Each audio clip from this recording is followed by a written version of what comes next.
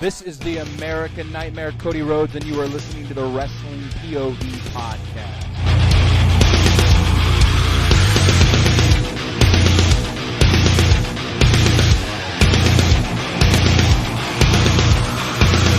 Hey guys, this is Hardcore Country Mickey James, and you are listening to Wrestling POV podcast. Yes, that's right. And she's gonna say it again. God dang. Slow down, Mickey James. Right. Yeah, I know, right? Love me some Mickey James.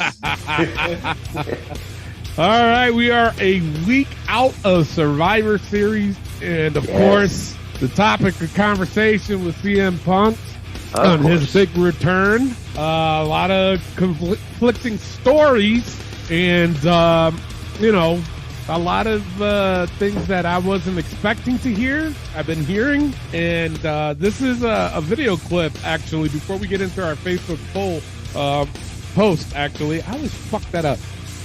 Roman Reigns spoke out about the whole CM Punk situation. So here's what he had to say. One of these things, he made my job a lot harder, 5-10 years ago. But if it's something that the fans can get behind and that it can really make them, sink their teeth into the product and really, dive into the creative with us, I'm willing to do it. I don't like the guy. I don't know many people that do, but I'm willing to put business first and make really good content if that's the case. But he probably had to be slapped around a few times in order to get his mind right. But if it's willing, if the fans and the audience is going to like it and be into it, then most likely I'm willing to do it. So, he's looking at it from a business point of view, and I've said that before. Regardless of what people feel about, in this case, CM Punk, business-wise, and I agree with Roman said, business-wise, it does make sense. I mean, look, just with the video, he was out for what? A minute and a half, 2 minutes maybe, at Survivor Series, and almost 100 million views. That's fucking insane. He was trending all over the internet. I've said this before, and I'll use Velveteen Dream as an example. And I'm not comparing Velveteen Dream with CM Punk, but everybody knows what happened with him. He got fired from WWE. And I did say, he got fired, but there's always that one, reason. Of course, but there's going to be the one fucking promoter, okay? Because it's not just three major wrestling promotions out there. There's the indies, and then you got MLW and so on. But there's going to be one person that's going to hire him and bring him in. Can I ask you though? Did anybody actually bring him in after that? I don't know. Not that I've heard of. No. Not to sound mean, but I don't care. If they did, that's on them. Well, it's the same thing even with James Ellsworth, because if y'all remember his fucking story, and he's been getting indie bookings like crazy. It's like so back to CM Punk. My thing is that regardless, and we've bashed him, we've said good things about him, we've said bad things about him. Regardless of what anybody says, they brought him back. It was a shock to everybody, and business is business, and it looks like they're onto something because everybody was looking forward to Monday Night Raw, and now he's going to be on SmackDown next week, so everybody's going to be tuning in. So now you guys are going to get a kick out of this one. So remember, I think we talked about it last week with Ryback.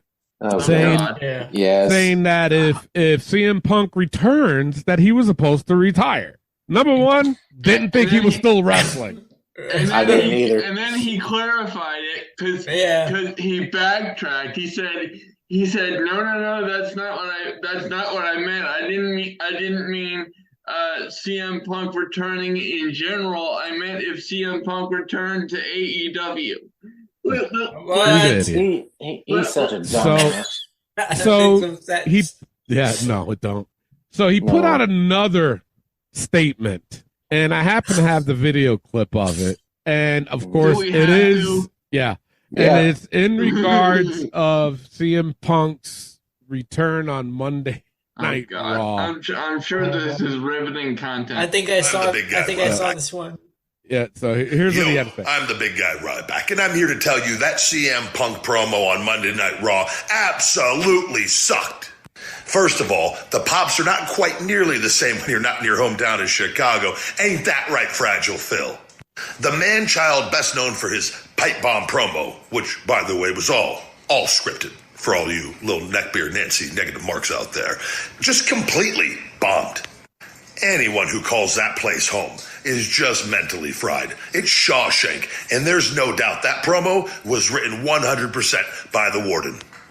But Fragile Phil is desperate, and desperate boys do desperate things. I mean, in fact, did he think that he was just going to sneak this one by us?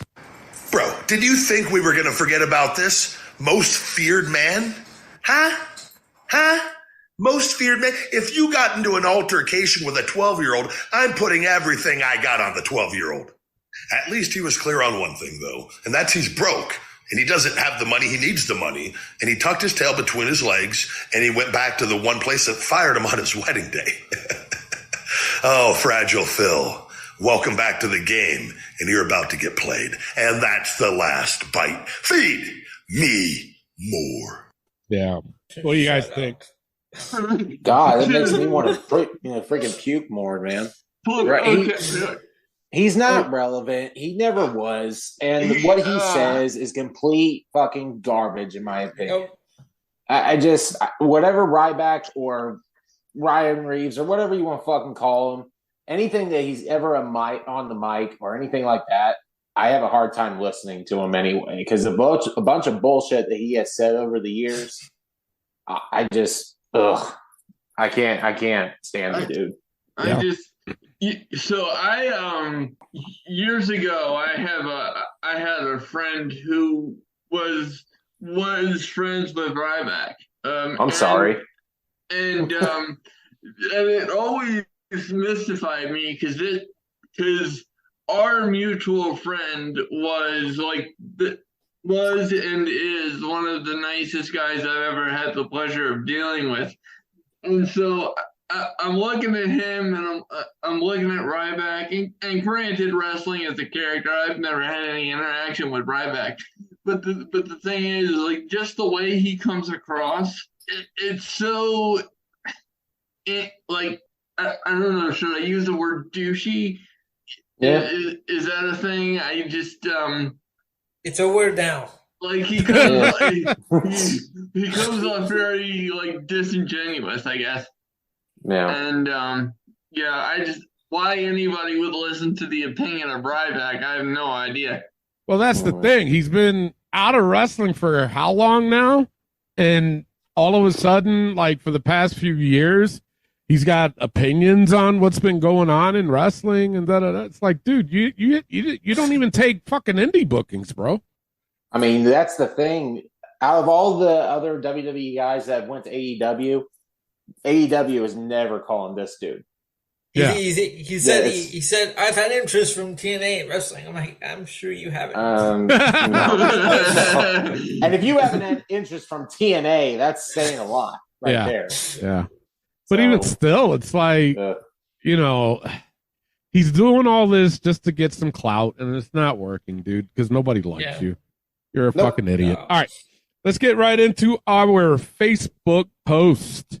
Our fantasy matchup from last week.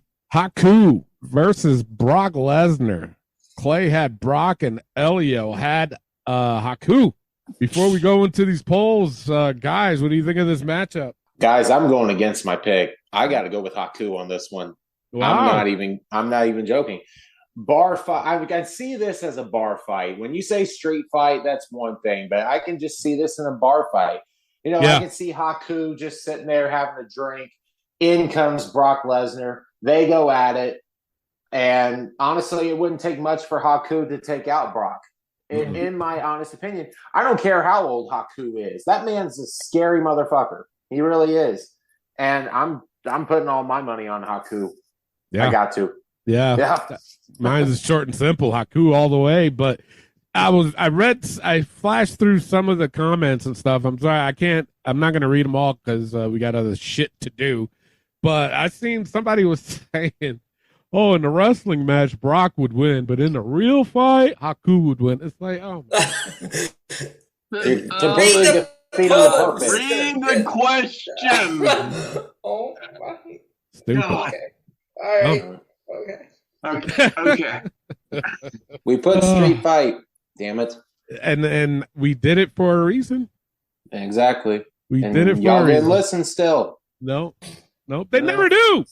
No. They never do. Jesus. Oh, well. So, Elio, you did this on TikTok. Yes. What did you get?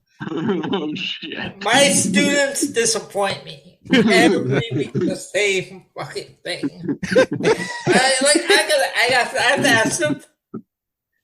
You read the post first of all. Second of all, you vote for who you think will win, or you vote for the name that you recognize more. I'm leaning toward option B, in which case my job is to mold your mind and fill it with knowledge. But you obviously don't listen. You don't understand the assignment, and these numbers show it. You have Haku with 33% and Brock Lesnar with 67%. Oh my God, you fucking morons. You fans get an F. You are disqualified as wrestling fans. Wow. Gosh. F across the board. There you go. All right, our main poll. And this one, I was kind of expecting it to be this way. And now, honestly, this is probably the right way. The winner with 55% of the votes was Haku. Thank you. See, Facebook knows who Haku is. Why don't you TikTok people know? And 44% went with Brock Lesnar. Well, there you go. There you go. Yeah. All right. Make sure you tune in after the break because we're going to do Clay versus Ben. All right. Clay versus Ben. I'm going to give you a little hint. I'm going to give you a little hint right now so that way it can get your minds running before we take a break. It's a son versus father match. Oh. Yes. Okay. Old school versus new school too. Dad like it. versus son. So, all right. On our other post that we put up is a picture of Tony Khan looking at MJF, and put in there, what is Tony Khan thinking? So, I can't wait to read this shit. Moon Boems. He says, Phil, please come back. Oh damn. Mick McFarland said, please don't leave. Naisha Gibson said, will you get out of my ring? Come on, work on it, people. At a press conference. Right? Joe J.A. said, Tony Khan, should we make it again tonight? We just did it yesterday. All right. Bob Titus says, thinking if he messed up or not. Anton Reeves said, sucker sitting up here crying, eating pickles, and that's your world champion. People, why don't you be serious? What? Right? Well, this is supposed to be funny. It's like the Joker said in Batman. Why so serious? Exactly. Gosh. But people, I'm getting disappointed. It's called a sense of humor. Yeah. You know, Tony, listen to me, friend, okay? Because I care. If the comments continue in this vein, well, yeah, exactly.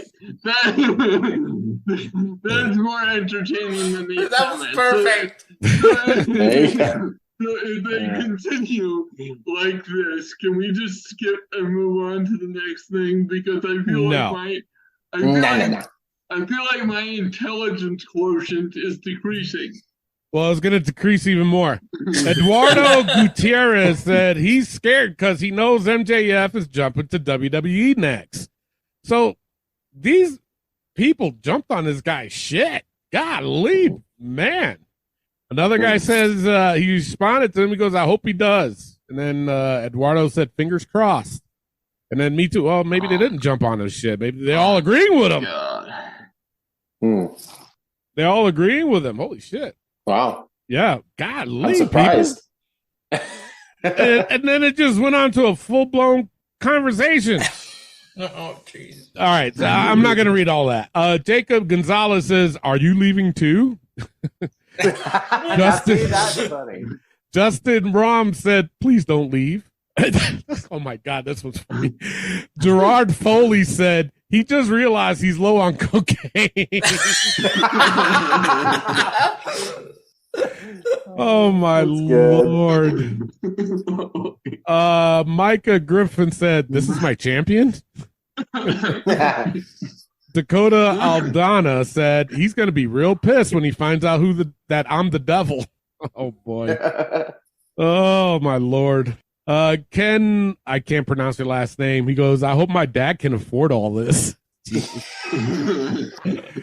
Danny Johnson said, I just pooped my undies.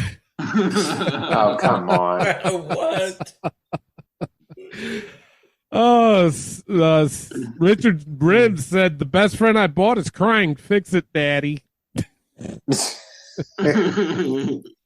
Oh, Dave Bauer says, he says, God, you're mid.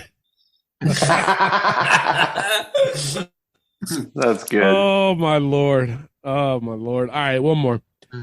John Clammer said, there's no crying in wrestling. There you go. All right, but I like the cocaine one. That was my favorite. Yeah. And then you look at the picture and it's like, dude, serious. All right. Our other Facebook post we have is, are you looking forward to seeing Jade Cargill? Guys, you looking forward to her? I honestly, No. Really? No. Why? And this is not too much against her. I just feel like I feel like the balloon came off the rose in AEW in that she was exposed too much. And while I have full confidence that she will do better under WWE tutelage, it's just, I feel like we've already seen the best that she can offer in a lot of other departments. So we've seen a lot of different elements of presentation for, Jade Cargill. What are they going to do that is so different? And also with them, the way that they brought her in and teasing her and having her with all these authority figures, and now they're pulling her back. That part I agree with, but on screen I think it hurts her, because if we don't see her and she's not doing anything, it's like, why did we hype her up so much bringing her in if she's just going to train for however long? And I'm not saying she doesn't need to train, because obviously she does. And again, this isn't against Jade. It's just I feel like there's so much going against her already, and a lot of it's not even her fault. Because to Triple H's point, he was limited, and I'm not sure, or she was limited in AEW, and I'm not sure what kind of training she had. So I'm just nervous that the bloom is off the rose, and if she gets in there with a Charlotte Flair or a Bayley, someone like that, she's going to get exposed quickly. Okay. Yeah, I'm honestly the complete opposite of you, Ben. I'm actually looking forward to her coming, because the reason being, WWE over AEW knows how to prepare a talent. And that's where I'm going at. I want to see if she's improved a lot more than she has in AEW. and they're doing the right thing with her, with keeping her height, but not showing her in the ring quite yet. They want her to be 100% ready to go and 100% so she could be this badass. Because we've always said that Jade Cargill has this look. She's got the look. She's got the physique to be a world's champion. WWE is just waiting for that opportunity to finally come and for her to be, say she debuts at the Royal Rumble. That's good 6 months that she has trained and prepared for this. So I'm looking forward to seeing if she has improved a lot or not. And that will show me a lot more that the WWE system is working. So I'm looking forward to seeing Jade. All right. Elio? Yeah, I'm looking forward to seeing Jade as well. I mean, it's like AEW just brought her in right away and just put her in the ring. WWE is taking their time. They're putting her through all the training. They're keeping the hype. They're keeping her name out there, but they're just keeping her away from the ring until they feel she's ready. Yeah. Yeah. And you know what? I agree with that. And that's the one big thing WWE does right is they make sure that these guys and gals are trained. My only thing, to be a little bit picky, is the fact that they exposed her already. You know what I'm saying? And if you notice, they stopped because they probably want it to be a surprise for the Rumble or something. Something's going on. So, but the thing of it is, they shouldn't have never done that. Just leave her, keep training her because she does need the training because we've been really, really harsh on her when she was in AEW. And I'm sorry, but we were right. Okay? I feel like it was justified criticism. It was. I mean, I think they kind of made a mistake showing her at Fastlane. Like backstage, and then you didn't see her after that. Yeah. Yep. Well, was that the last time? I think so. Last time, that was because then the other time she was on NXT with What to Watch. Yes. Yeah. So it's like, what the fuck? Okay, almost time. That was about a month ago, woman. But anyway, she has the look. She's a beautiful woman. Has the body. Yep. She is a total package, except for the wrestling part, which she needs to work on. Which WWE is working with her on, and I am looking forward to seeing her because I do want to see what they have done with her. And if it's almost the same as AEW, I'm sorry, I'm going to call that shit out. You know what I'm saying? We all are not going to hold back. If she did good, she did good. I've even said before, even in AEW, where I've criticized her wrestling, but there was at times I just pointed out a few things she did good. So it's not like she can't improve. She can improve, just like with Trick. I said it about him too. But with her, let's wait and see if once she does show up and see what happens. I feel like Jade has much more potential than Trick, though. Yeah, but I see what you're saying. Yeah. So Josh Sanders said she should show up at the Royal Rumble. If she does, I feel like with her hype, she has to win it, though. And that is true. You get somebody as big as her in the Rumble, she has to win it, And that could be a problem because what are you going to do? Put her in the championship match at WrestleMania? That's what's going to end up happening. For her first, major match? I get why they would do that, but that is a massive, massive mistake. Yeah, but I doubt WrestleMania would be her first match, though. Yeah. Like her first big match. Yeah. I wouldn't think anyway. Because there's, 2 pay-per-views before... there's Elimination Chamber in Australia. February, and then there's Bash at Berlin. Yeah. So... Bash at Berlin is in August.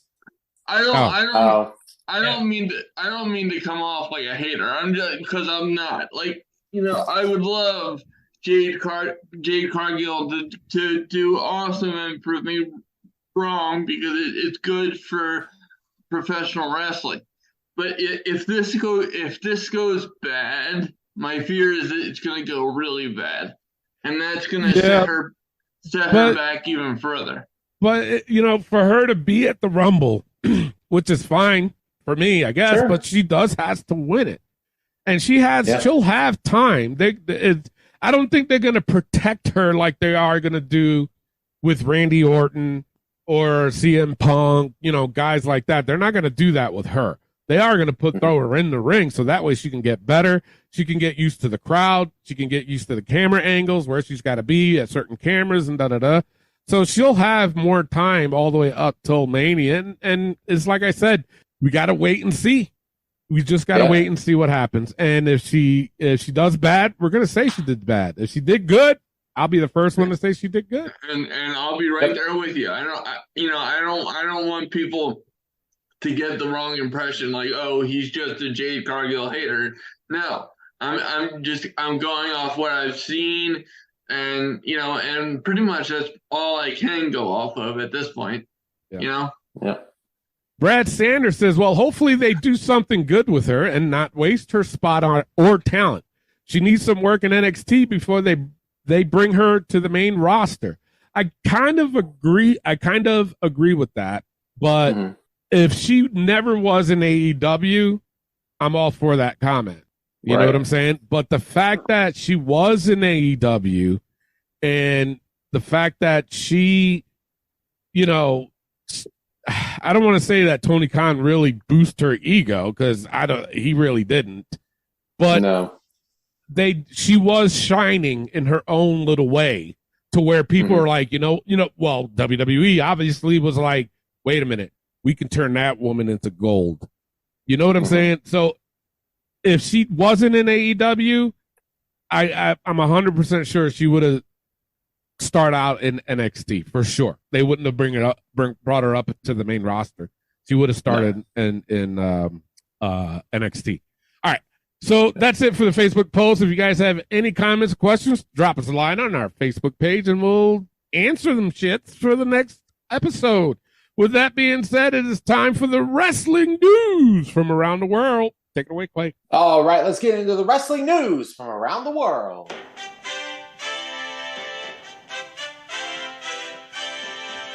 It is baby fever in wrestling world this week as 3 babies were born. Ty Mello and Sammy Guevara had their baby. It was a little girl. Congratulations. Alexa Bliss and Ryan Cabrera welcome a baby daughter. Yeah. Baby girl as well. And former WWE wrestler Matt Riddle and his girlfriend has welcomed a baby. Yeah. So congratulations to them. And Elio Canella became an uncle last night. Oh shit. I didn't know that. I would have said that first. Yeah. Well, congratulations. And they named him Elio. Really? Yeah. Oh, that's awesome. Congratulations, Uncle Elio. So, former WWE star Tammy Sitch, a.k.a. Sunny, is now getting 17 years in prison for her DUI driving with a suspended license and 6 other counts. Wow. She should have got longer. Yeah. Honestly. And at the risk of sounding like an asshole, and I really don't want to, because I want to be very respectful to the Lesnar family, because that's my main concern in this situation. But my question would be this: how come it took this to get her off the road? Because as soon as I read, well, one of the conditions of her conviction is that she can no longer drive, for the rest of her life. And I'm thinking to myself, how many times has she been convicted of DUIs in the first place? And I don't know the exact number, but spoiler alert, it was a lot. It was at least 9 that I'm aware of. 9. Wow. And and it took killing this poor man. Yep. This innocent man for justice to be done. Exactly. And I got to tell you, and Elio and I read her comments that she made to the judge. I don't know if you have access to those, Tony. But I don't know if you have that, yeah. But we we read those, and quite frankly, those were pathetic. And then we found another set of comments where wrestlers were getting pissed off because she was blaming the death of Candido for all of her, woes, Right. And it's just like, not that I'm completely insensitive to Chris Candido, but I think in this situation, it's irrelevant because she killed a person and he died, 20 years ago almost? Like 18 years ago? Like, give me a break. Yeah, exactly. Well, at the end of the day, good riddance. She goes to prison, and no sympathy whatsoever, in my opinion. No. Going back to some news. This week, Mackenzie Mitchell has been released from WWE. Backstage reporter. Yeah. Yeah. I read that earlier. Yeah. Wow. That legitimately surprises me because she too. She was, in my opinion, she was the best interviewer that NXT had. Yeah, I thought so. I'm being honest with you, and I know her from TNA, her Impact Wrestling run that she had, and she was fantastic in that role. So I was very surprised that she was released. Yeah, so good luck wherever you go, Mackenzie. It was announced that Bryan Danielson was a key part in getting CM Punk fired in AEW. Yeah. So I thought that was interesting. Yeah, I heard that too. Like he led the charge. That's what, yeah. Tony, as soon as I heard that, I wanted to ask you a question if I could. Mm-hmm. How, as a wrestler yourself, how do you feel about fellow wrestlers having a say over whether another performer loses their job or not? Well, in this situation, it's Bryan Danielson. He has every right, just as much as like Jericho, Kenny Omega, and I'm not saying that because they, with Kenny owning AEW. Well, not owning, but you know what I'm saying. Yeah. But in the indies, it's not okay. I'll put it that way. In the indies, it's not okay. I mean, if there was a situation, like if I was at an indie show and there was a situation where one guy was acting up and trying to act like he was a shit, which has happened. Number one, I confronted that person because I'm like, no, bro. But two, I mean, at the end of the day, everybody, they need work. They're trying to make money, but you're talking about, with WWE or AEW, whoever's like the veterans there, they should have the right to have concerns. And if need be like, yo, man, if he's going to keep causing that much drama, I don't want to be here.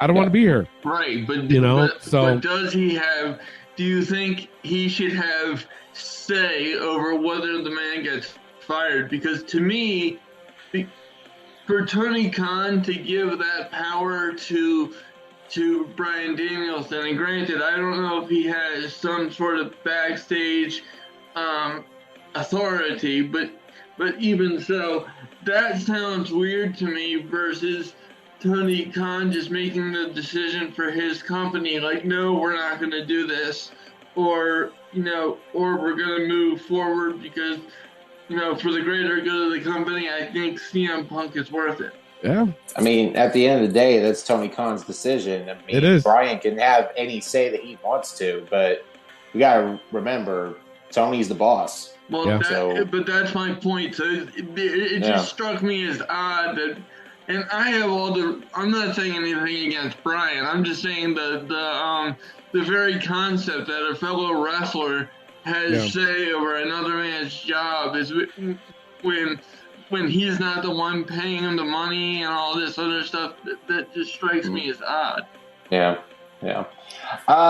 CM Punk is also in talks of having a dream match with Stone Cold Steve Austin.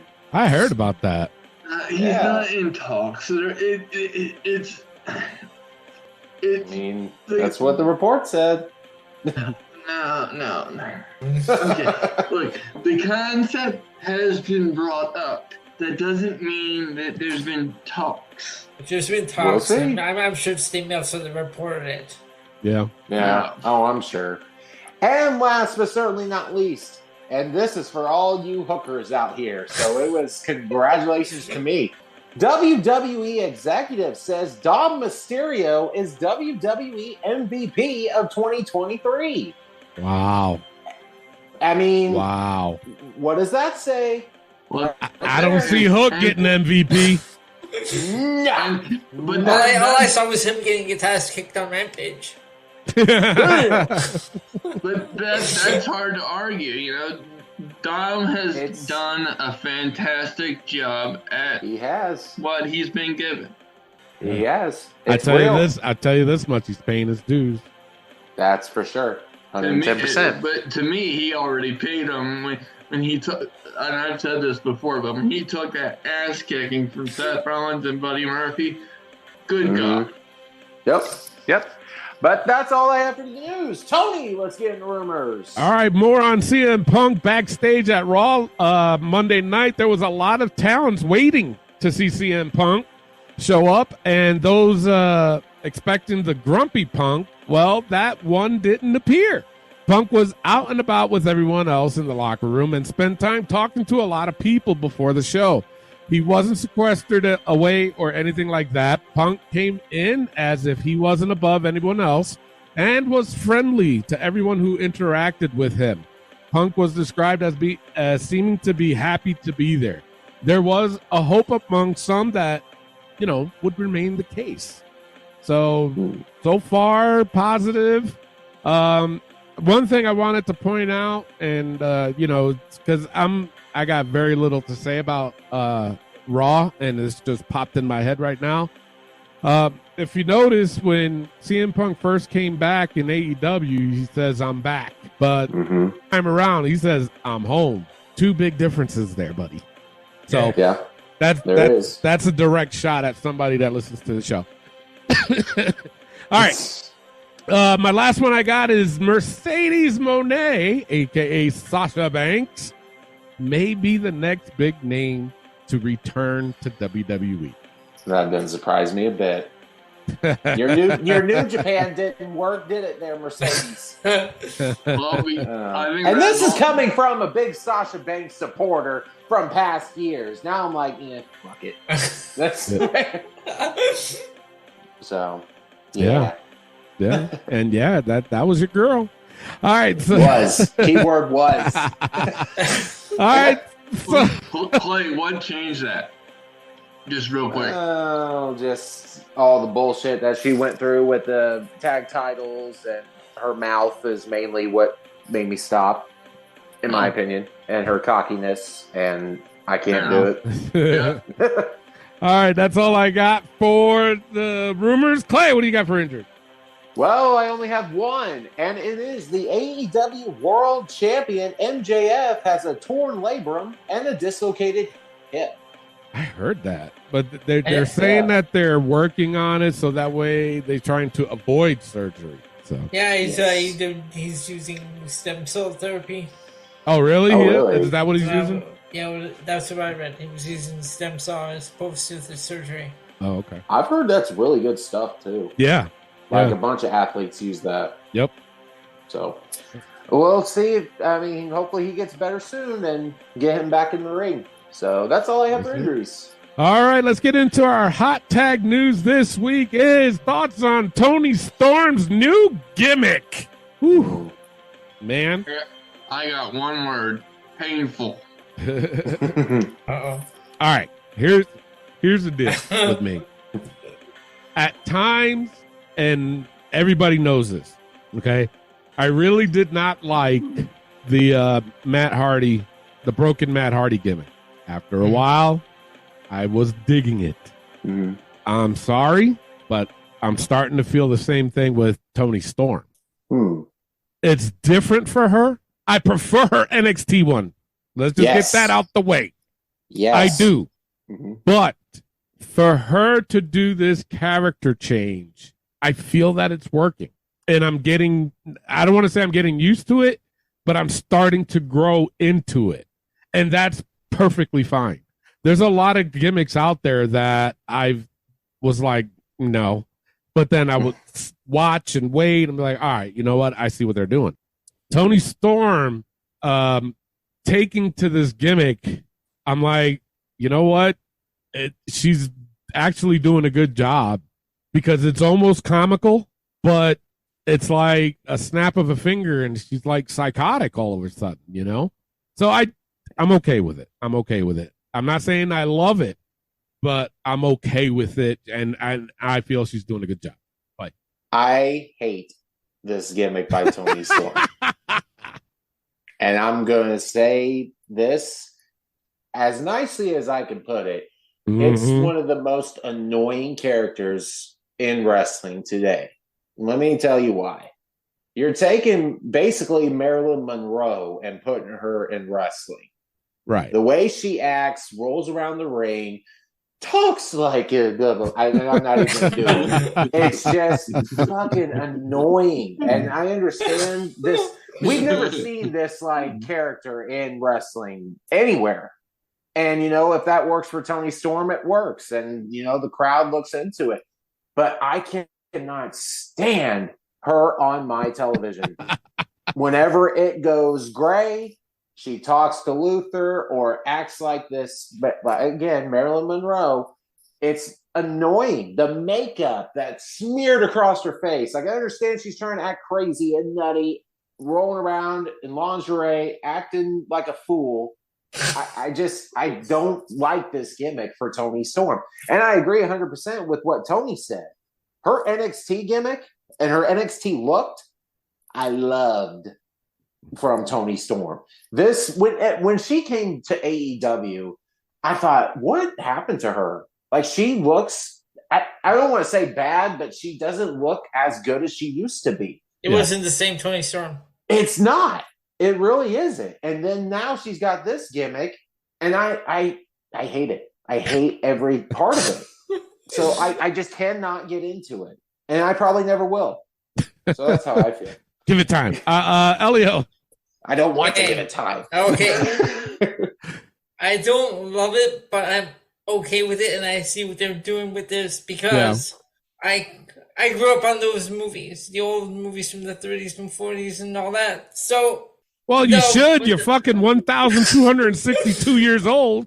Well, right? So the one part that Clay was saying, I am old. So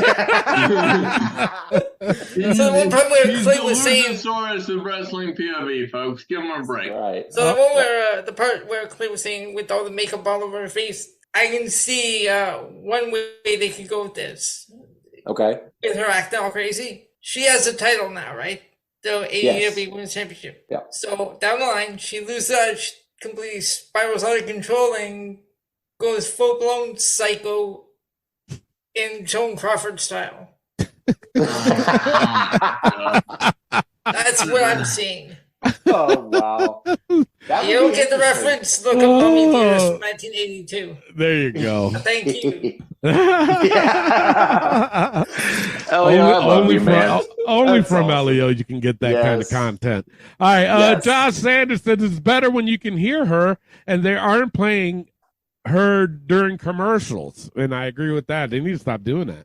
They do. That's one part I don't like that whenever they have her on screen, they go right to commercial. Yeah. Right? And then you don't understand what she's doing because there's no sound to her, and she's just all over the place. Like, you have no idea what she's even doing or saying. Yep. Kevin Cheeseborough. Really? That sounds like a wrestling name. That sounds like a wrestling name. He said it's what Lacey Evans should have done. And I agree with that. Dave, no? Yeah. But I don't know. I'm kind of thinking on it a little bit. She would have done good. I think she would have done good with it. Yeah. Dave Satan he responded to him and says, never thought about that, and it would have been brilliant. Okay. Jason Xavier Cross, he said, she's girl dust. Girl dust. Doug Moulton, he said, amazing. Heel Toni Storm is bleh, but timeless Toni Storm is awesome. Okay. Yeah.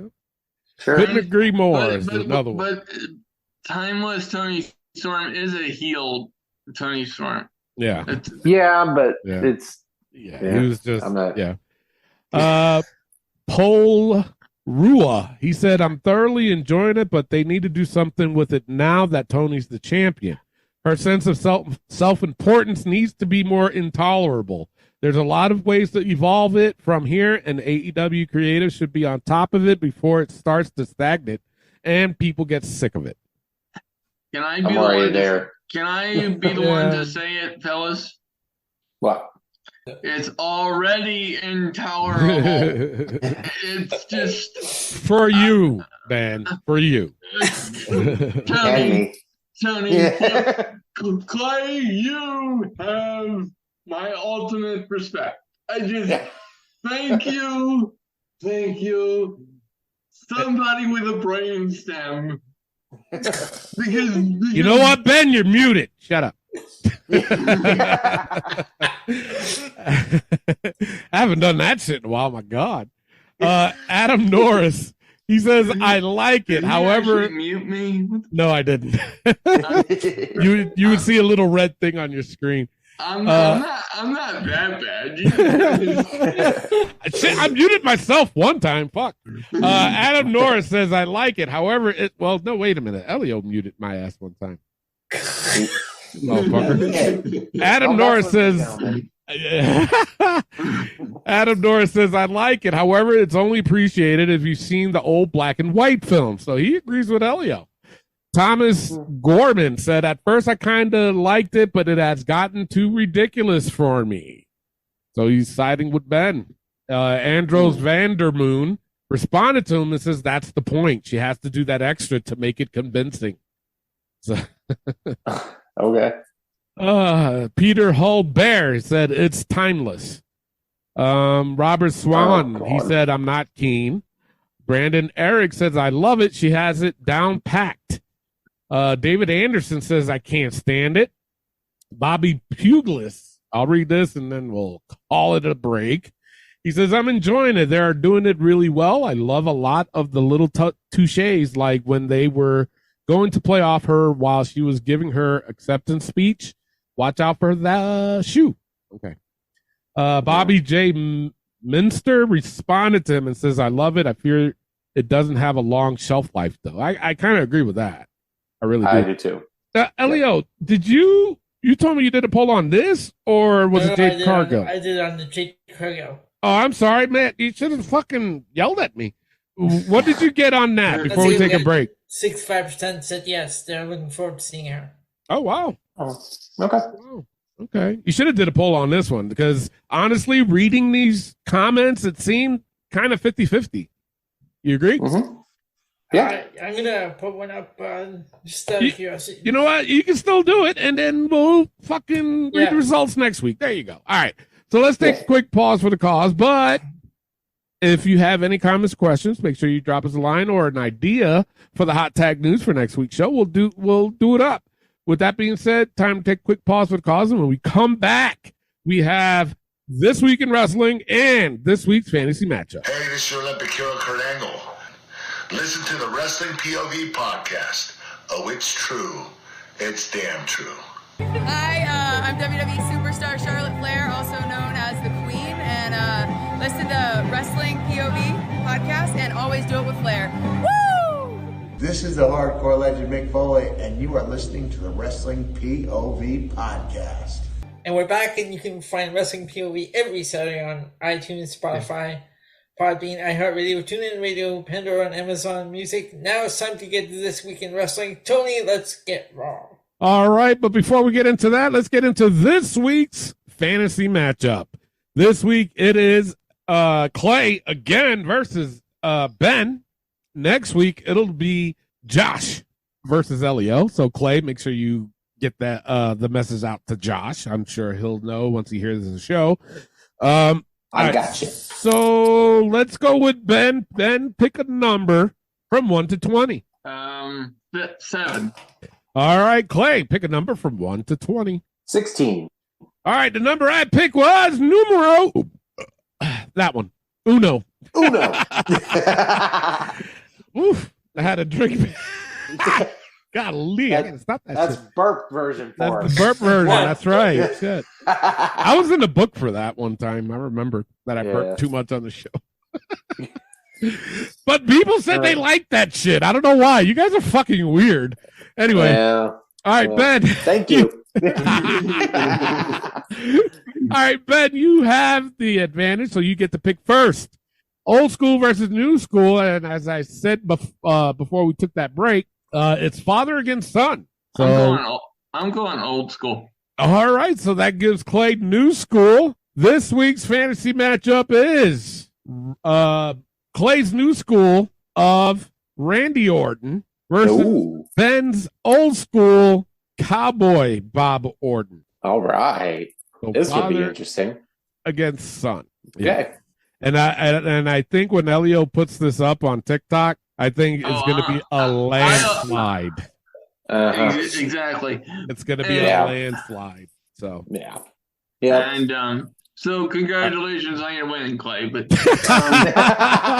well, we'll see what happens on Facebook. It was different today. You know, it was a blowout for Brock Lesnar on TikTok, but it was the right numbers. Don't go by my point. My students don't listen to anything I say. All right, let's get right into Raw. For me, and I'm going to be honest, this is probably the first time I've ever done this for a review of Raw and SmackDown coming up when I talk about it, but I didn't have any high point. I didn't have any.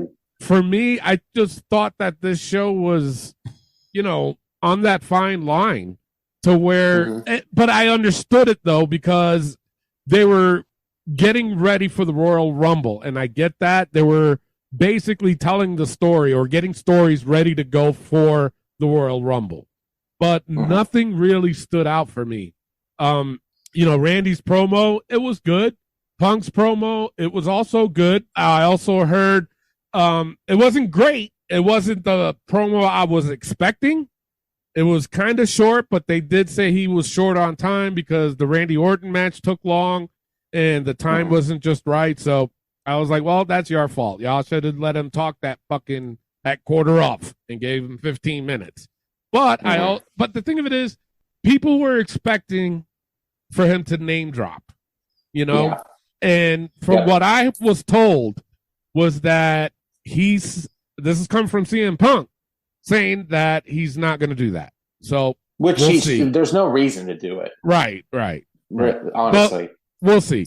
But I do have a low point, and that was Nia Jax versus Zoe Starks. Now, hear me out.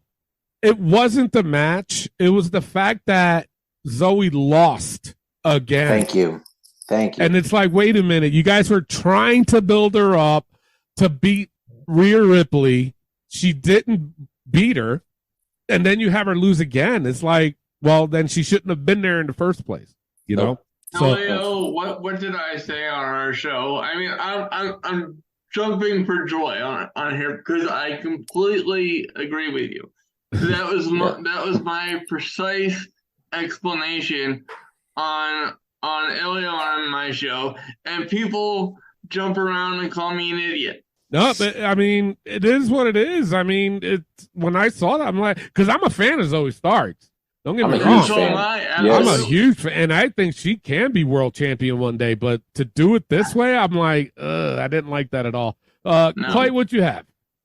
Man, I honestly had the same low points as you. It was that Zoe Stark versus Nia Jax. If I had to throw one more in there, Chelsea Green and Piper versus Natalya and Tegan Nox. Yeah. This tag team title match was boring. Natalya made me mad in this match. Yes. Oh. Natalya made me mad after she did that. After she did that flying crossbody off the rope, she stood there and went, "Yay!" Yeah. Yeah. That's my line. Oh my god. Yeah, that's your line. I'm like, that's my line. I was watching it, and Chelsea and Piper get the win. Okay, I'm just bored out of my mind with this tag team title match whenever they're on it. I'm sorry, there's no. The build-up is terrible. It's horrible. Or not the build-up, sorry, the storyline.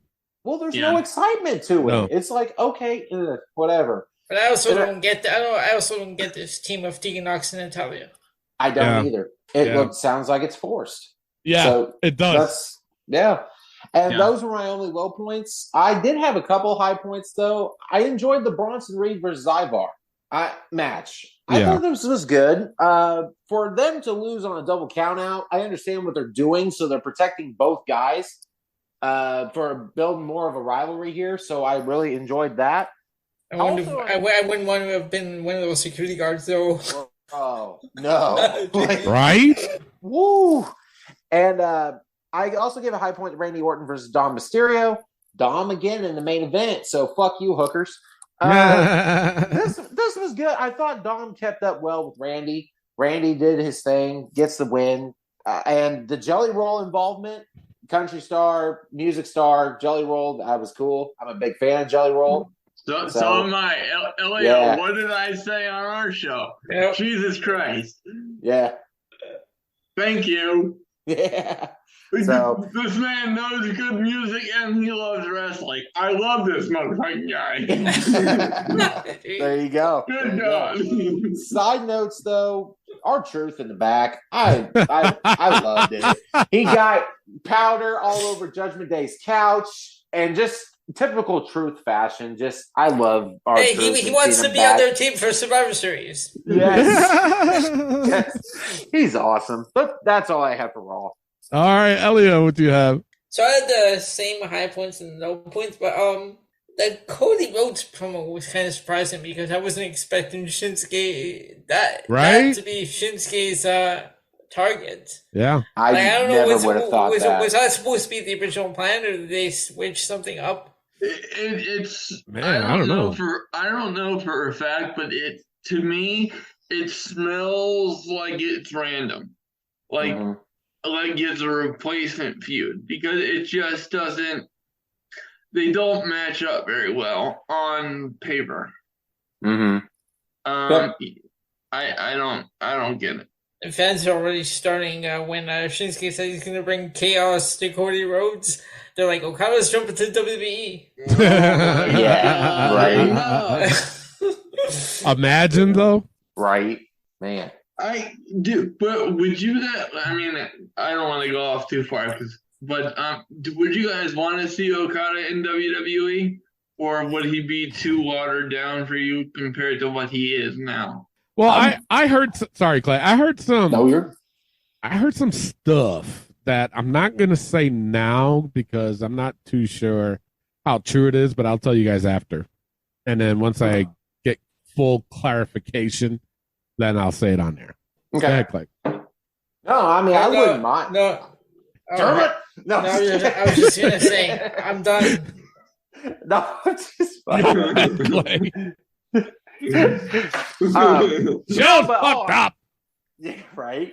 No, honestly, I wouldn't mind Okada in WWE. I mean, would it be the worst thing in the world? No. But at the same time, it's like he is also up there. You know, has been around for a while. So what could he possibly do in WWE that he has already done elsewhere? So I guess we'll just see. Yeah, we'll see. Ben, what you get? I had the same high points and low points as Clay. For me, Raw is just so repetitive that I feel like, you know, with the exception of when we get stuff like, you know, a big return, and of course CM Punk was a big deal, and Randy Orton, I got a big kick out of Randy Orton. I've always been a Randy Orton guy. But aside from all of that, I feel like I can predict what Raw is going to be every single week. And not to be Nostradamus or anything, but 99% of the time I'm exactly right. And that bothers me. Because one of the things that I enjoy the most about wrestling is unpredictability. That's what I enjoyed about Survivor Series and the whole CM Punk thing.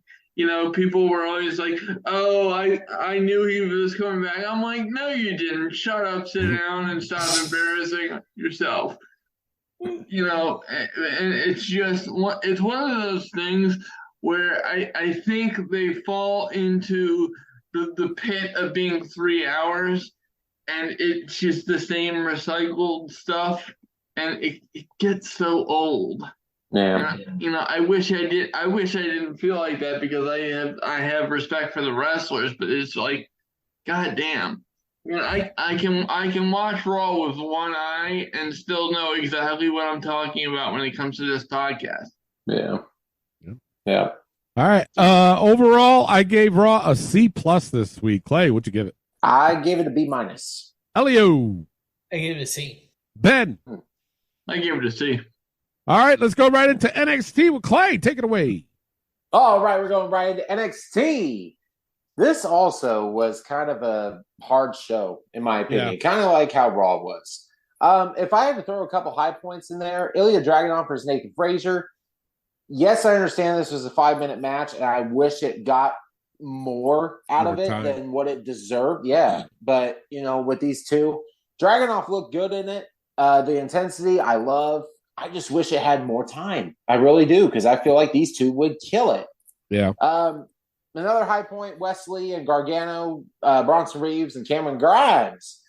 This was a damn good match. And I appreciate that, you know, Grimes, Reed, and Gargano was back in this. Wait, honestly, you think about it, Wesley had to win this match to go against Dom, because it would make no sense for any of the other three to win. Exactly. But it was cool to see. So it was a good fail. I know with Fatal 4-Ways and they're all over the place. I understand that. But these guys made it work. So I appreciated that. The rest of the show, it was all confusing to me. It really was. Low points, I gave it to the family versus Garza and Humberto. Understand why the family won this, just because they got the tag titles back. But why would you have this match already with no really much build-up with a team like Humberto and Angel Garza? You could have meant this at Deadline. You could have kept it there. You didn't have to have this match right then and there. Yeah. And now you just jobbed out Humberto and Angel, so they're not really for the tag titles now. You can't see them as a legit threat. Right. I feel like this team is disrespected all the fucking time. And that's where I'm at with it. So I gave it a low point. Another low point, Eddie Thorpe versus Braun Breaker. Again, Braun dominates this match. Yep. Thorpe, again, I'll say it, he's just for me. I just can't get into Eddie Thorpe. Are you getting this feeling like they're trying to push this kid? Yes. But it seems like they're jobbing him out. They are. You know? Any opportunity that he has, he's losing or getting beat the shit out of, which is like, you're trying to build him, but yet it's like the whole, what did we say earlier about, who was it? Damn it. Anyway, we talked about another superstar earlier that we were saying that you're trying to build up this courage and this, he's a threat, but then he's losing everything. Yeah. So that's how I feel with Eddie Thorpe. Another low point, Ariana Grace was Carmen Petrovic. This was confusing as hell. You have this match. Why was Tony D'Angelo not Tony D'Angelo. Joe Gacy. Why? I know. Help me. Under the ring, stealing the bell, and then hitting it in the crowd. Like, what did Joe Gacy have anything to do with this? Ariana Grace gets the win, okay, but I don't know. It's just hard for me to get into with these type of matches. Sorry. Side notes, though, this whole Andre Chase bullshit is stupid. Why? Oh, well, gambling and misuse of college funds. It's not a real fucking college. Are you kidding? Who cares? That's where I'm at with it. And then trying to make it serious. It's like, stop. Yes, it's dumb. Stop this. What's that got to do with wrestling? Jesus Christ. It doesn't have anything to do with it. Not every real life situation needs to be turned into a wrestling storyline. No, it's bad. You know, And like the University of Michigan situation, which is what I believe that this is based off of, which I've explained in a previous episode, or maybe I don't remember if I did it on my show or this show, but it's not applicable to wrestling. Chase University is not a real university. Everybody knows that. Shut the fuck up. And Thea Hale has to stand there looking all somber. Same with JC Jade and Duke Hudson. But JC Jade is confusing because that guy can't figure her out. First, I can't he's either. trying to get Thea Hale away, and now she's part of Chase U. Wow. Yep. Yeah, that's all I have for NXT. Tony, what'd you have? I had the same thing, man. This was a disappointing NXT, man. Yeah. That's all I got. All right. Elio, what do you got? I have the same high points and low points. This NXT was confusing. Very. Ben, what'd you have? I will say that the main event, Fatal 4-Way, I thoroughly enjoyed it. I was right there with you with like the result was a dead giveaway because none of the other competitors are actively on NXT. So from that perspective, I was taken out of it. And I have to call that out because I don't like when my intelligence is insulted, and I would call it out on any other situation. So I have to do it here. But match-wise, that was great. The rest of the show, folks, was honestly a waste of time for me. And I don't mean to sound harsh, but I really have always struggled since NXT rebranded itself to understand what we're doing here. And I was very happy when we got rid of the Technicolor NXT 2.0. But even so, with this version of NXT, even though they have people that I really like, it's as a brand, what are we doing? Because I know who the top guys are, but the rest of the card is just there and exists to fill up space, and I don't understand what the direction is. Yep. If that makes sense at all. Yep. Is that all you had? Yep. All right. Overall, I gave it a C this week. Tony, what'd you give it? Gave it a D. Damn. Yeah. Damn. Elio, what'd you give it? C-. And Ben, what'd you give it? I gave it a C-. All right. Now we're going to Dynamite with Elio. I think this tournament, although they're trying to copy the G1, yep, it was kind of making Dynamite it felt like the 2 hours kind of flew by this week. So I guess it's kind of helping in some way. Mm-hmm. So my high points I gave to Moxley and Lethal and Briscoe and Roosh and Swerve and Jay White. Yeah. Okay. Low points I have Wardlow and AR Fox and the Hardys and Top Flight.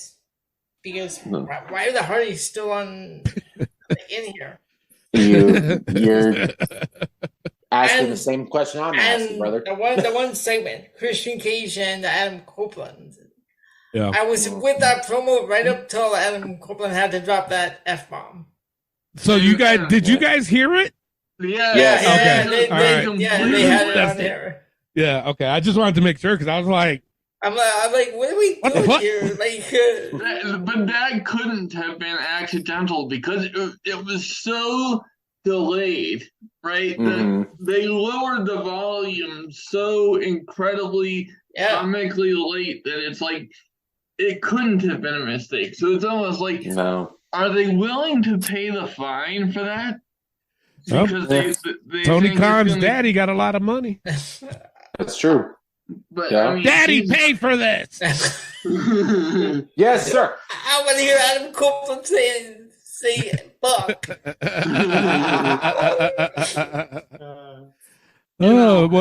I curse like a sailor. Don't get me wrong. Elio can attest to that. Yeah, the swear jar is already overflowing. But I am trying to improve. But like when you're, I don't think it's necessary to that extreme. Like, you know, you don't have to bleep out shit or ass or whatever, but like, you don't have to say fuck. You know, it's just, we do have kids here. I got a nephew, even though he does rap Eminem, so he's heard fuck.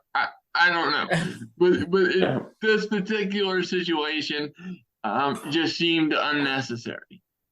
Yeah.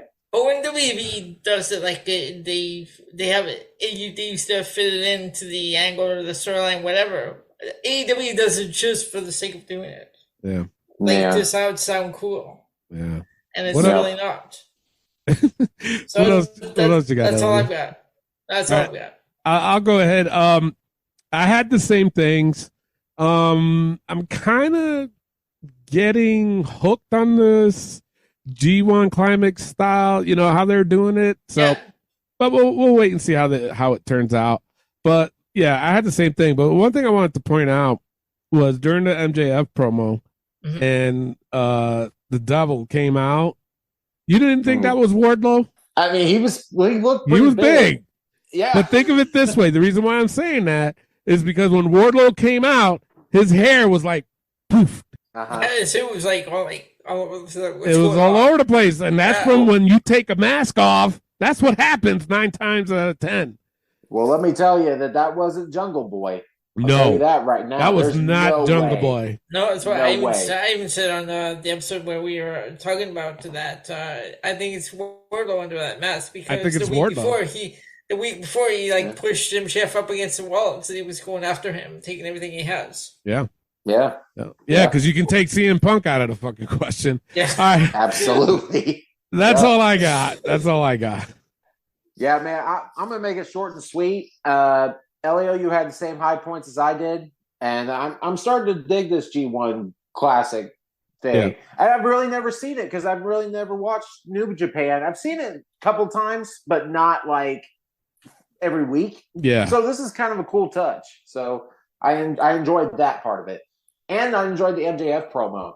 What he honestly said about Samoa Joe is 100% true. Yeah. So I feel like he did great with that promo and hyping Samoa Joe up like that because Joe deserves that hype. So, and honestly, the same low points as you, man. So I'm not going to get too far into it. So that's all I had. Ben. I'm loving this G1, rip off or whatever. But to your point, Clay, I'm right there with you. Like the major gap in my wrestling knowledge is New Japan, strictly because for the longest time I didn't have access to the product. I just didn't. So I was just not familiar with it outside of the guys that eventually came to WWE. But the execution of this tournament, I find fascinating, so much more so than any other tournament that Tony Khan has run outside of the sentimental value of the Owen Hart Cup. But that's really all I have to say about it because that was the best part of it. I'm concerned with what they're gonna do after the New Year's pay-per-view because I think, or the World's End pay-per-view because they might be going into a lull period. I think AEW may be in some serious trouble here. So let's just enjoy the quality wrestling while we get it. I'm not ringing any alarm bells. I'm not saying they're going out of business, but I think we may be headed into a slow period for AEW after the Continental Classic. So let's enjoy it while we got it. Yep. All right, overall. Okay, overall, this one was one of their better shows, so I'm going to B minus. Yeah, I gave it a B. Yeah, I'm right there with you. Yeah, I'm right there with you. I gave it a B. Wow. Ben. Yeah. Same thing. Wow, look at that. All right, let's get right into SmackDown. Again, just like with Raw, I mean, I had no high points. And I get, like I said, I understand what they're doing. And you know what? I'll be honest, I was kind of expecting it because Royal Rumble's around the corner, kind of. So they got to get ready for it, and this is going to be a long-term storytelling, so they got to start sometime, So they always do it right after another major pay-per-view, but I didn't have any low points. I didn't have any high points. I was just like blah with the show. I got a kick of Randy Orton giving Nick Aldis the RKO at the end. That surprised me. I'm like, oh shit, he got some RKO. I fucking laughed at that, but that's all I got. I mean, it was a mediocre show for me. A lot of hype though, but it was still mediocre. Clay, what you got? Yeah, man. Honestly, I would agree 110% with you. The only high point I really had for this was KO versus Grayson Waller. I thought this was a solid match. KO gets the win, and let's go from there. This United States Championship tournament going. Sure, whatever, to face Logan Paul, whatever. But that was a good match to me. The rest of this was so mediocre, in my opinion. Just it was okay, but it wasn't bad. It wasn't good. It was just there. It was weird. Yeah. The only really low point that I wanted to point out was Nick Aldis and Adam Pearce arguing in the ring. Yeah, I don't understand. Yeah, like it's just ridiculous. Randy's standing there. First of all, Nick Aldis will beat the shit out of him. Yes, he would. But then the one with fantasy match, right? Yes. GM versus GM, right? Yeah. But that's my thing. It's like Nick Aldis was talking, then here came Adam Pearce. It's like no. Yeah. Stop. Shut up. That was the most annoying part. Nick Aldis doesn't do that to Raw. No, he doesn't. Right. And with Paul Heyman coming out, Randy Orton doing this thing, it made up for it. So I didn't want to give that whole thing a low point. So, and that's really all I had for SmackDown. Yeah. Elio. So I got the same thing, but I have to ask you about the Central Square. That one part where Dragon Lee hit him with the Hurricane Rana, then he fell in the corner. Was it just me? Because I had to rewind it. Because it looked like he sprinted to the other corner. Yeah. I have to watch back at it. Yeah. I'm like, did he just one corner to the other one? He did. But really, that's all I have. All right, Ben, what do you have? I have nothing to add or subtract, multiply, divide. This show just didn't have anything a lot of algebra for me. It just that's the thing, because it's like you have to have word salad to make it sound interesting. I was watching the clock, waiting to get on air with you guys.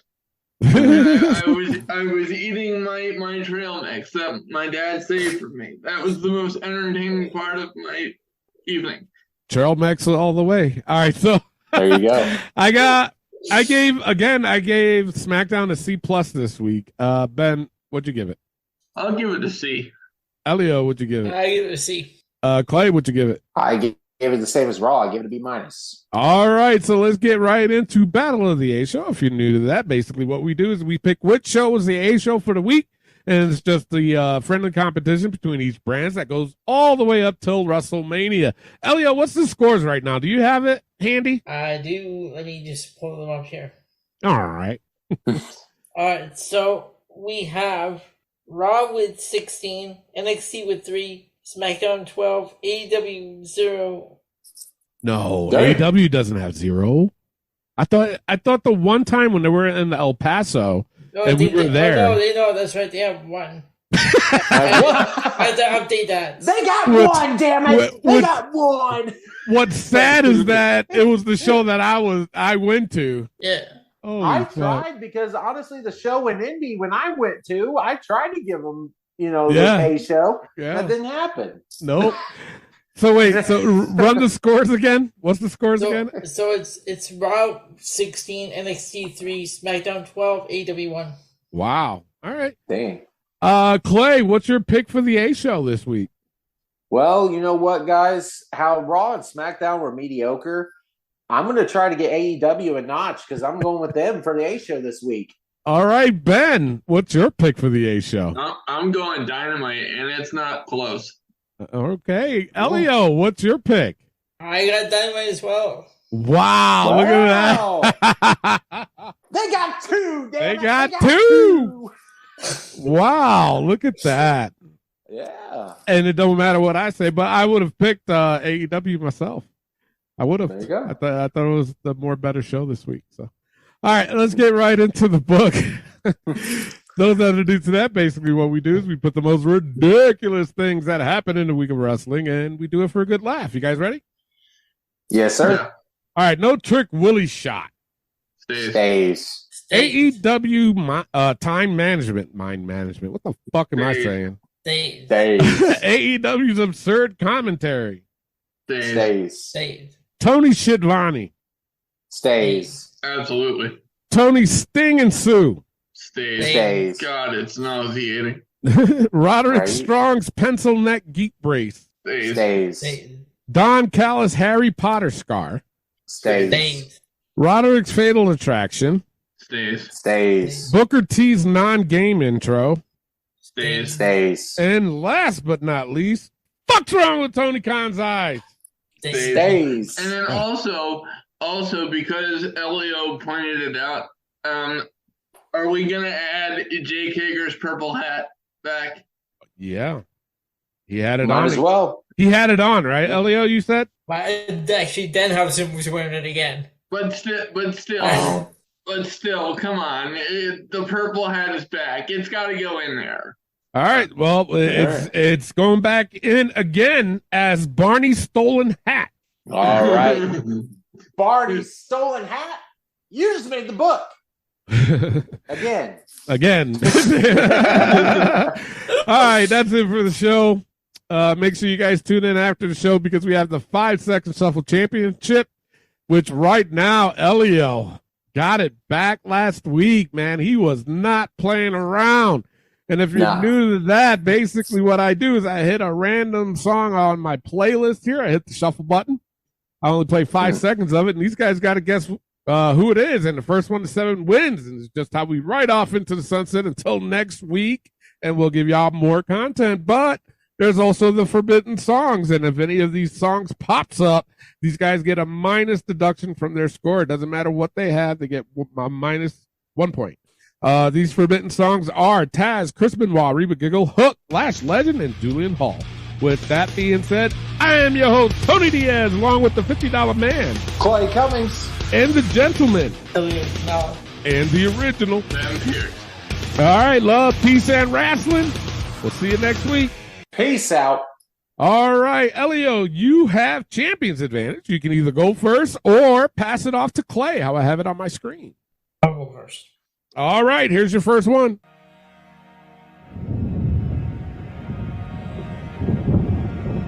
Sting. No, it is not. Clay for the steal. Jade Cargill? Holy fuck, it is Jade Cargill.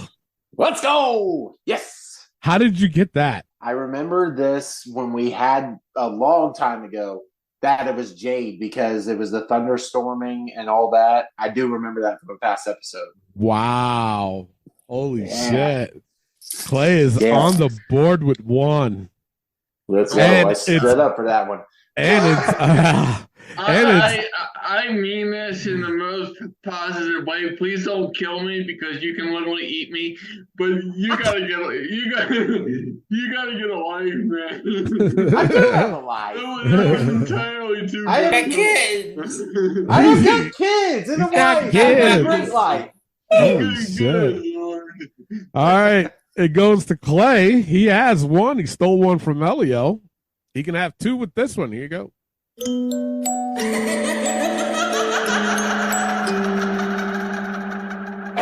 Liv Morgan. It is Liv Morgan. Wow. There you go. He stole another one. You on the board with 2. Goes to Ben. Ben can get his first one with this one. Here you go.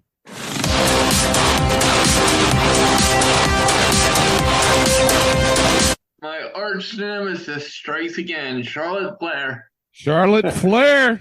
You're on the board. You are on the board with 1. Goes to Elio. Elio can get his first one with this one. Here you go.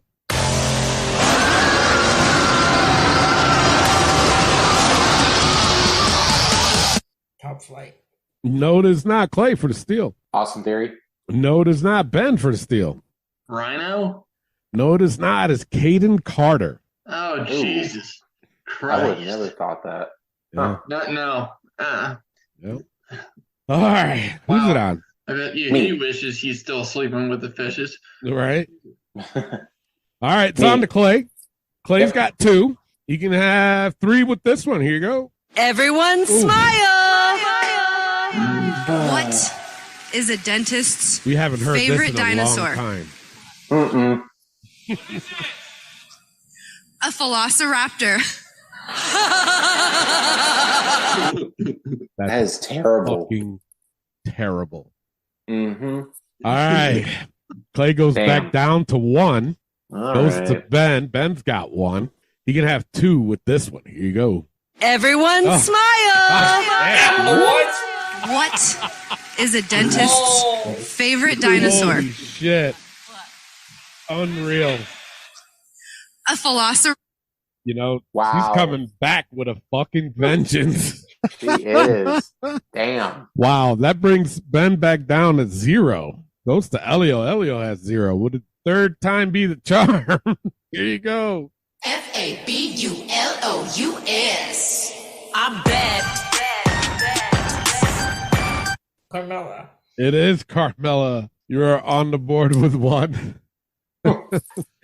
Goes to Clay. Clay win right back down to 1. He can get 2 with this one. Here you go.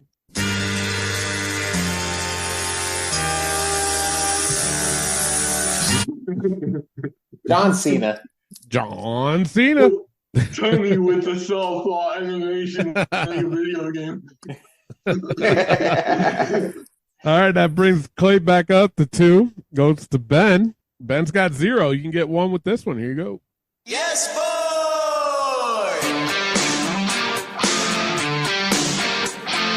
Pretty deadly. Yes, pretty deadly. I don't know why I laugh at that. Because It's funny. I'll tell you why. Because they are fantastic wrestlers, so don't get it twisted. But they have like the worst entrance music. That is like the worst catchphrase, and they have the worst outfits I've ever seen in my entire life. Yes, boy. All right, goes to that brings Ben back to 1. Goes to Elio. Elio's got 1. He can get 2 with this one. Here you go.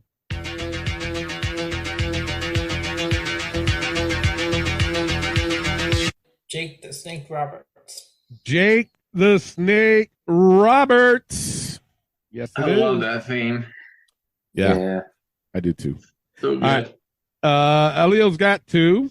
Clay's got 2. You can get 3 with this one. Here you go.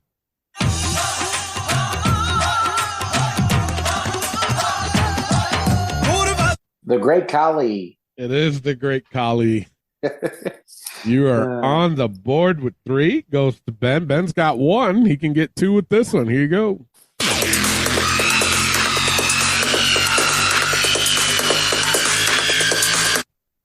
Hayden Carter. No, it is not. Elio for the steal. No, it is not. Clay for the steal. AC Catanzaro. No, it is not. It's Michael Nakazawa. Oh, we were so close. Very close. All right, it goes to Elio. Elio's got 2. He can have 3 with this one. Here you go.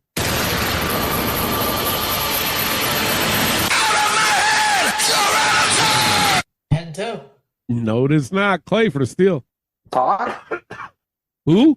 Pac? It is Pac. Woo! That was a guess. Well, at least he admitted. Wow. True. It is Pac. Holy shit. All right. Way to go. All right. That brings you up to 4. It goes to you. All right. You can get 5 with this one. Here you go.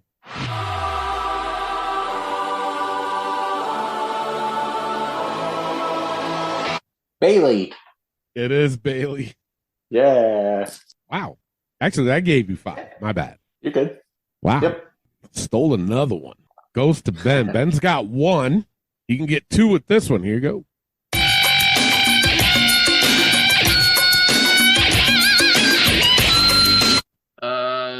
Melina? It is Melina. There you go.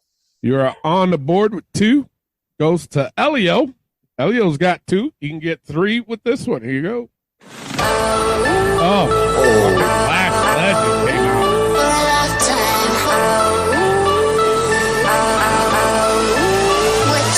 Man. It is. Well, that just dropped Elio back down to 1. Goes to Clay. Clay's got 5. He can get 6 with this one. Here you go.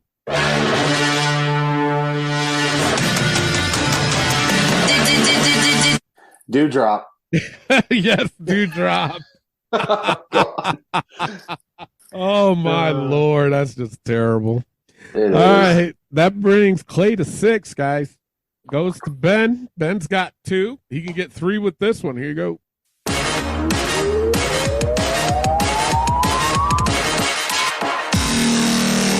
I always get this one mixed up. Is that Bailey? No, it is not. Elio for the steal. Alexa Bliss. Alexa Bliss. Yeah. She's got so many variations of a theme. Yeah. She's got more variations than anyone I've ever seen. Not more Stone Cold than The Rock. Yeah. I don't know how many versions.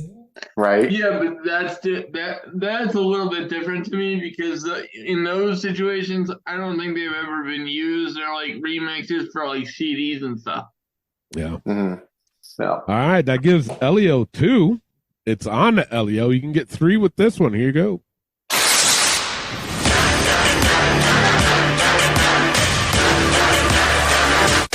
Is that Danhausen?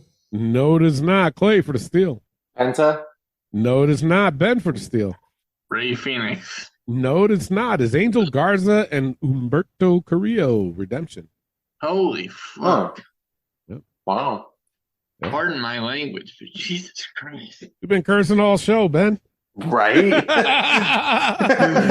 All right. It goes to Clay. Clay's got 6. He can win it with this one. Here you go.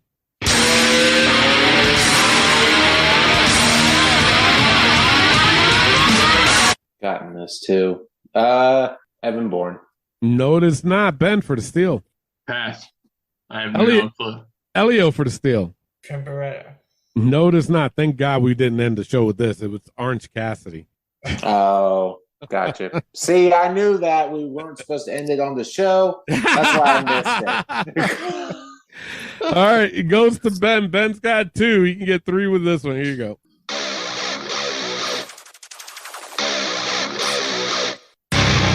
Kevin Owens.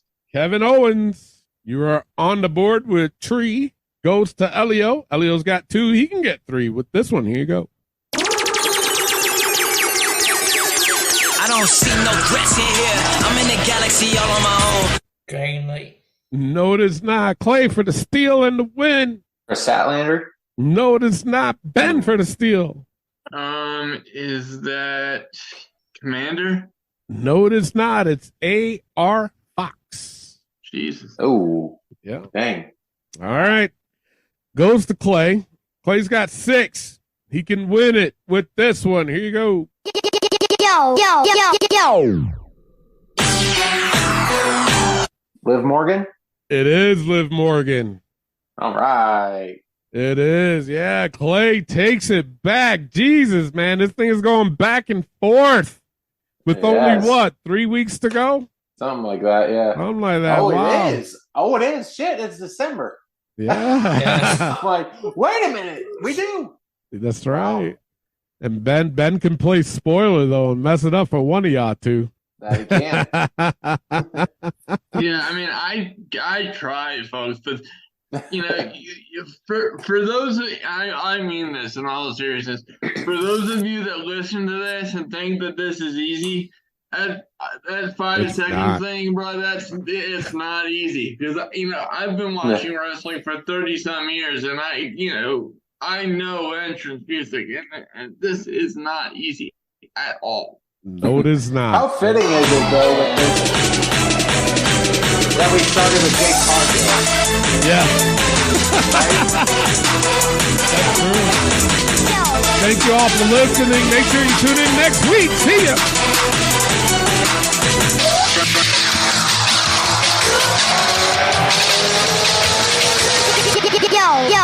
Yo.